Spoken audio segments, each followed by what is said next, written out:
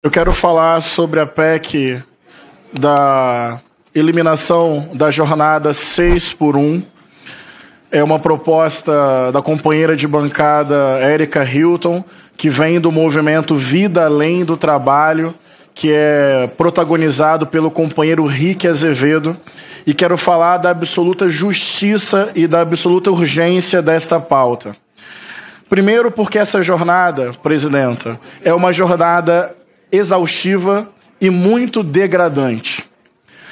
O nosso povo passa a maior parte do tempo trabalhando, muitas vezes em condições precárias, com um salário baixo e com pouco tempo para o seu descanso, para a sua família, para o seu lazer.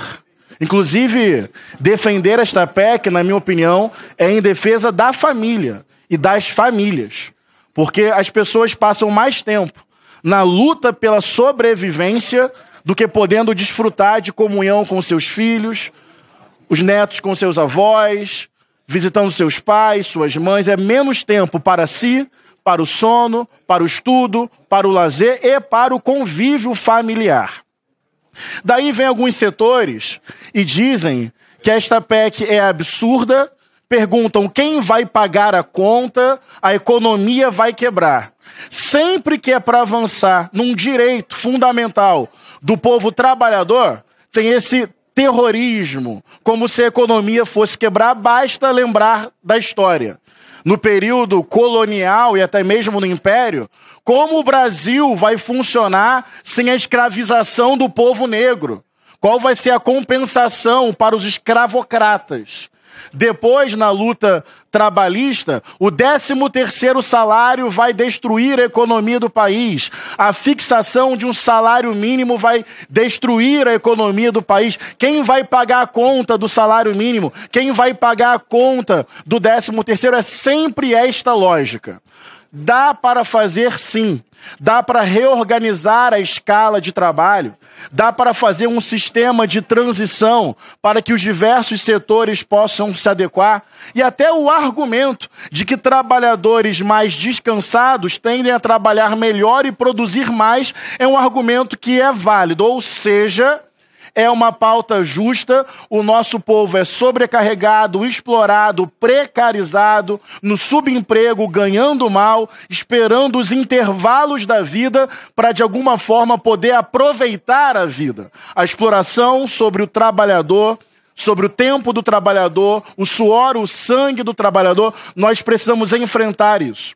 Então, eu quero aproveitar, a presidenta Dayana sabe da minha caminhada aqui.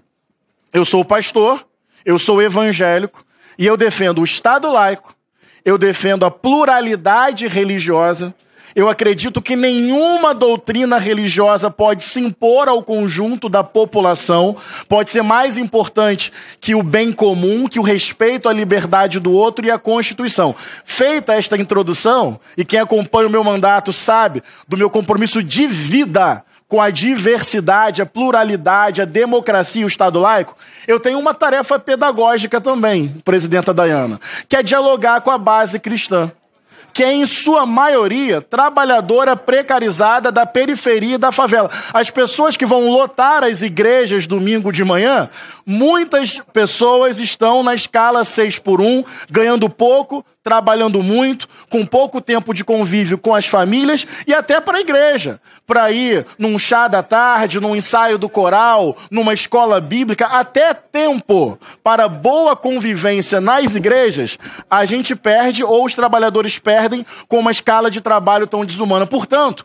eu também quero chamar esta base evangélica, católica na sociedade a pressionar a bancada evangélica aqui e a bancada católica aqui, para que possa cada deputado e deputada assinar essa PEC para ela entrar em tramitação e depois votar favoravelmente. Então, é um diálogo com os meus irmãos e as minhas irmãs que vão lotar as igrejas com sua fé domingo de manhã e que, em sua grande maioria, são trabalhadores e trabalhadoras que têm boa parte do tempo das suas vidas sequestrado por um trabalho massacrante. E se me permite, eu quero até buscar uns referenciais bíblicos, insisto, para dialogar com as pessoas, não é para impor ao Estado ou sobrepor a Constituição. Sabe, presidenta Dayana, a história do Êxodo, tão importante. Qualquer evangélico sabe do que eu estou falando, quando o povo estava sendo escravizado no Egito. Tem uma expressão que aparece em Êxodo, capítulo 1, que o povo estava com trabalho forçado, tarefas pesadas, e olha essa expressão que interessante, dialogando com o povo crente, que o regime opressor fazia questão de deixar a vida do povo, atenção, amarga. Vida amarga, aparece lá no texto bíblico, porque é tanto trabalho, é tanta exploração, é tanto suor, não tem o benefício nas próprias mãos. Olha a expressão que aparece no texto bíblico. A vida se torna amarga. Cadê o tempo com os filhos? Cadê o tempo para descansar? Cadê o tempo para ir à igreja? Cadê o tempo para assistir ao time do coração? A vida fica amarga quando ela é reduzida apenas a trabalhar para sobreviver e não poder aproveitar a própria vida que Deus deu.